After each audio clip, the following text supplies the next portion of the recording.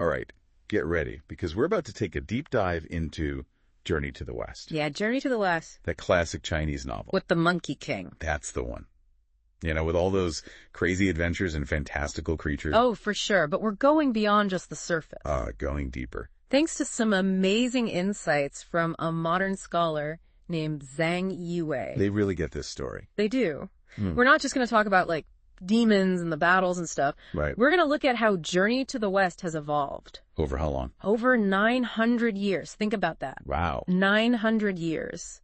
And what that evolution says about Chinese culture, Okay. human nature, all that. The whole shebang. The whole shebang. And we actually have some excerpts from an interview with Zhang We do. that goes deep into how this tale has changed. Yeah, with each generation. That's like the story itself is on a journey, constantly adapting. Yeah, and it's fascinating. It becomes almost like a cultural DNA strand. Oh, Every historical period it passes through leaves a mark. okay. And that's why Journey to the West is so much more than just a fun adventure. Right. It's layered. It's layered with meaning. and ready for some serious interpretation. Ready for it. So we all know the basic story, We do. the epic quest, the fantastical creatures, you know, The humor. the playful humor. But Yeah. Zhang encourages us to look beyond all that. You do. They point out how this story... It acts like a mirror Oh, okay. to different eras of Chinese history, Okay. reflecting those changing views on, like, civilization, spirituality, even societal anxieties. It's remarkable how a story can hold all that. It is. Take the Monkey King, for instance. Yeah. Everyone loves Sun Wukong, but is he a hero?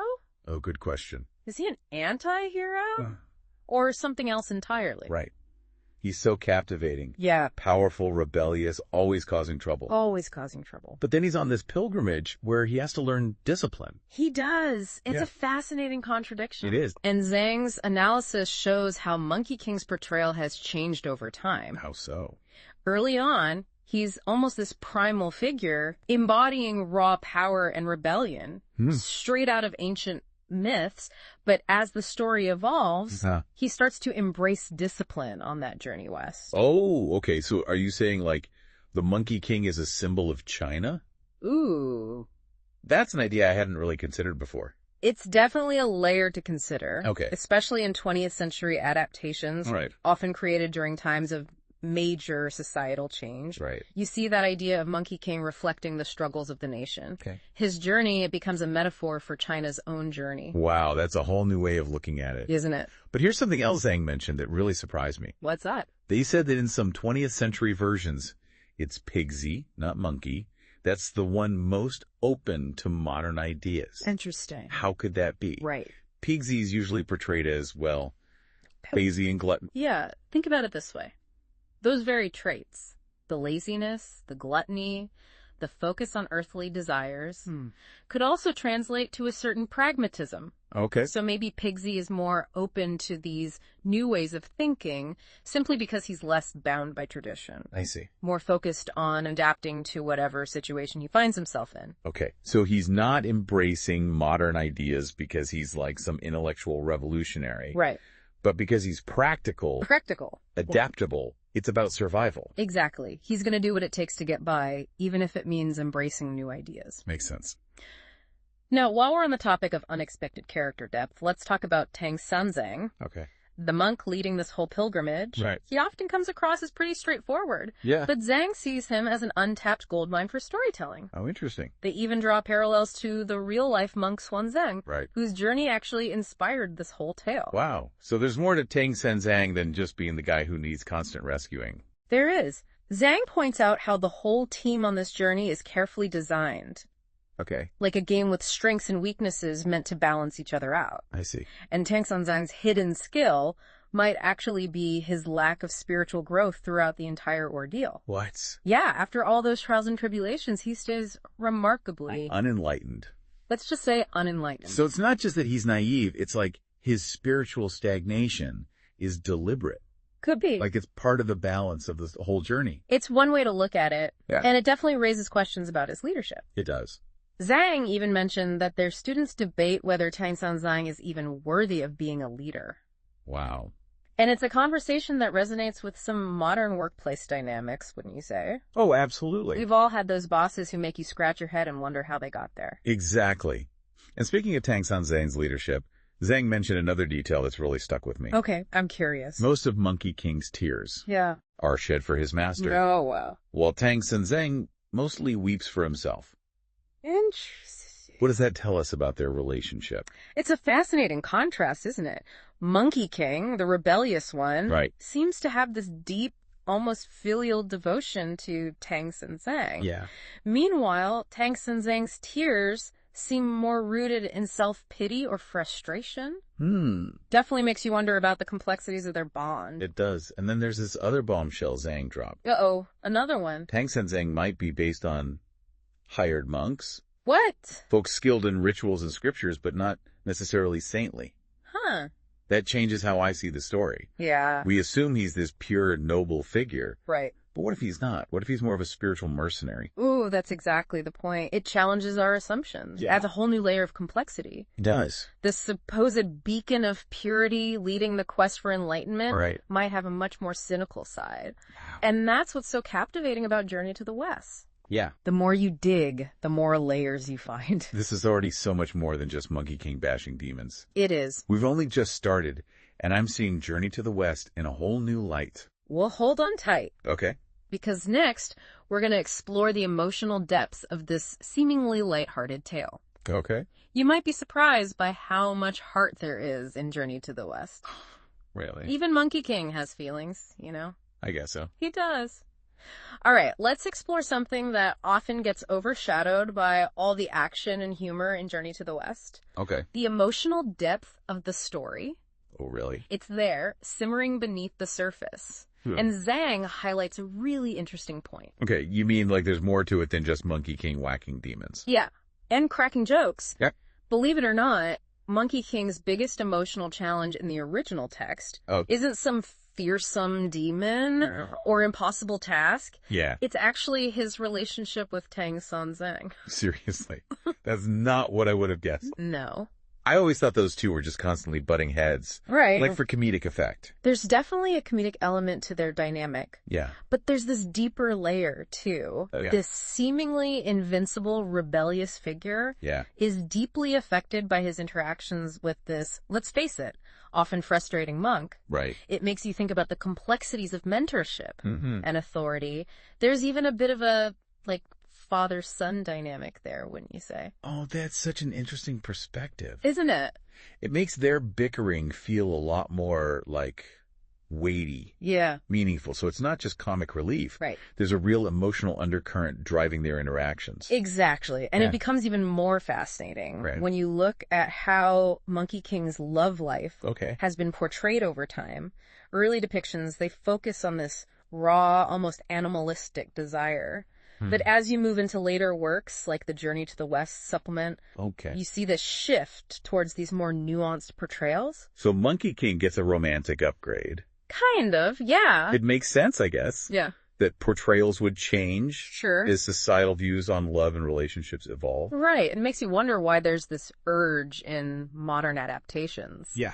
To give Monkey King a full-blown romantic arc. Right. Especially when the original text focuses on other kinds of longing. Yeah. Like a yearning for freedom, recognition, a sense of belonging. It's like we're trying to impose our modern ideas of romantic love onto this ancient story. Yeah, maybe we're so used to seeing romantic subplots and everything that we feel the need to add it in even where it wasn't originally intended. I see. So is there anything else? There is. There's another aspect of the emotional landscape that Zhang highlights. The connection between the struggles of the characters and the anxieties we experience in the modern world. Hold on. Are you saying that Monkey King's demon-bashing adventures have something to do with, the stress of paying bills and dealing with a crazy job? Maybe not directly, but Zhang uses this powerful phrase, troubled desire to break free. Okay. To describe a feeling shared by both Monkey King and the demons. I see. They're both driven by this urge to escape the constraints of their circumstances. Okay, now I see the connection. Right. That feeling of wanting to break free from limitations. Yeah. Feeling trapped. Uh-huh. That's definitely something a lot of people can relate to today. It is. Especially with all the pressures of modern life. Exactly. And remember that parallel Zhang draws. A tweet. Monkey King's imprisonment under the mountain. Yeah. And Buddhist descriptions of hell. Yeah, that's a pretty bleak image. Right. Not the fun-loving Monkey King we're used to. Right. But it speaks to the idea that even legendary figures experience suffering, and that even through hardship, there's this possibility of growth and finding meaning. And this is where the solace of literature comes in. So you're saying that a story like Journey to the West, even with its dark moments, can offer comfort and guidance, especially during tough times. Precisely. Zhang believes that one of the roles of literature is to provide solace. Okay. A way to navigate life's complexities and find strength when things get difficult. Yeah. And Journey to the West, with its themes of perseverance, self-discovery, and facing down inner demons, offers exactly that. I love that. Yeah. Finding comfort in a story. Yeah. That acknowledges that even legendary heroes have struggles. They do. It makes those struggles feel less isolating. Absolutely. It's a reminder that we're not alone in those feelings. Right. Now, shifting gears a bit, let's talk about mentorship. Okay. There's this ongoing debate about which master truly shaped Monkey King. Okay. The wise Suputi, who taught him all those amazing skills. Right. Or the often frustrating Tang Sanzang, Yeah. who constantly tests his patience. Oh, yeah, I've seen that debate online. You have. People get pretty passionate about who the real mentor was. It's a fascinating discussion. It is. Because it forces us to think about the different forms mentorship can take. Okay. Suguti represents that classic archetype of the wise, benevolent teacher. Right. But Tang Sanzang, with all his flaws and inconsistencies, might actually be the more relatable figure for many of us. That's true. Sometimes the people who teach us the most are the ones who challenge us and push our buttons. Yes. Even if they drive us a little crazy in the process. Exactly. And it's not just about the teachers themselves. Right. It's about the nature of authority. Okay. And figuring out your own path, even when the guidance you receive is imperfect or conflicting. Yeah. Think about your own life. Have you ever had mentors or leaders whose lessons were hard-won, maybe even a bit frustrating at times? Oh, absolutely. Yeah. Sometimes those are the lessons that stick with you the most. They are. And speaking of complex relationships, what about the dynamics between the pilgrims themselves? Zhang mentioned Tang Sanzang's surprising favoritism towards Pigsy. Ooh, that one really caught me off guard. It did. It might seem counterintuitive. Yeah. But if you look closely at the text, you'll find these subtle hints of this dynamic. Okay. Remember how Pigsy is the only one who never actually tries to harm Tang Sanzang? That's true. Even though he complains constantly. Right. He's always the first one to butter up Tang Sanzang with compliments. Is he? Maybe there's something to be said for strategic flattery. Perhaps. But remember, this is Journey to the West. Right. Things are never that simple. Right. Zhang suggests that Tang Sanzang's preference for Pigsy might also stem from a shared, well, let's call it worldly appreciation. What do you mean? They both enjoy the finer things in life. Okay. The comforts that Monkey King often disdains. So in a way, they bond over their shared love of good food. Maybe. And a bit of indulgence. It's funny to think that even on this grand quest for enlightenment, they find common ground in their appreciation for life's little pleasures. Exactly. It highlights the unexpected layers of their relationships. How even amidst this epic journey, there's room for, like, petty rivalries, shifting alliances, and a bit of relatable human weakness. This deep dive is seriously reshaping how I view Journey to the West. Is it? It's less about reaching some mythical destination. Right. And more about the messy, complicated journey itself. Yeah. Which, come to think of it, is a lot like life. That's a brilliant insight. Thanks. This really gets to the heart of what we've been exploring. Yeah. Journey to the West is far more than a simple adventure story. Right. It's an ever-evolving reflection of Chinese culture, human nature, and that timeless search for meaning. Yeah. But we've got one more intriguing point from Zhang to discuss. Okay. A particular episode they believe is ripe for modern interpretation. Ooh, I'm intrigued. Are you? What episode are we talking about? It's the one with the true or false Monkey King. You mean where there are two Monkey Kings? Yeah. And nobody can tell them apart, not even Buddha himself. That's the one. It's an episode full of philosophical and psychological depth. Wow. And Zhang encourages us to really ponder its many layers. Okay, now I'm really curious. Yeah. What kind of layers are we talking about here? Well, think about it. Is this episode about duality? The struggle between our better and worse selves. Okay. Is it about self-deception?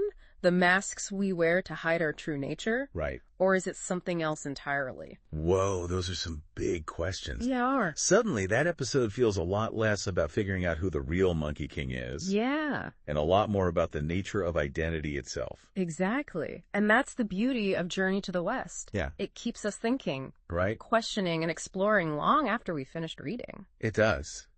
But we've explored so much already. We have. What has stood out to you the most so far in our deep dive? Honestly, it's hard to pick just one thing.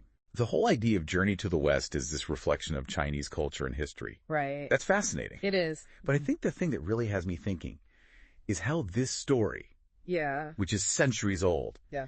can still spark such relevant conversations today. It's true. Like that True or False Monkey King episode, Yeah. it's not just a fantastical story. Right. It's making us question, like, the nature of identity itself. It's a testament to the enduring power of Journey to the West. It is. And Zhang argues that we haven't even fully unlocked its potential yet. Oh, really? Remember how they talked about the story being multifaceted? Yes. They see so many possibilities for modern adaptation beyond just traditional literary analysis. Right, like those video games and movies we talked about earlier. Yeah. But it sounds like Zhang is thinking even bigger than that. Exactly. Like what else? Zhang sees potential in fields like cultural studies, Okay. psychology, even business and leadership training. Oh, wow. Okay. Think about it.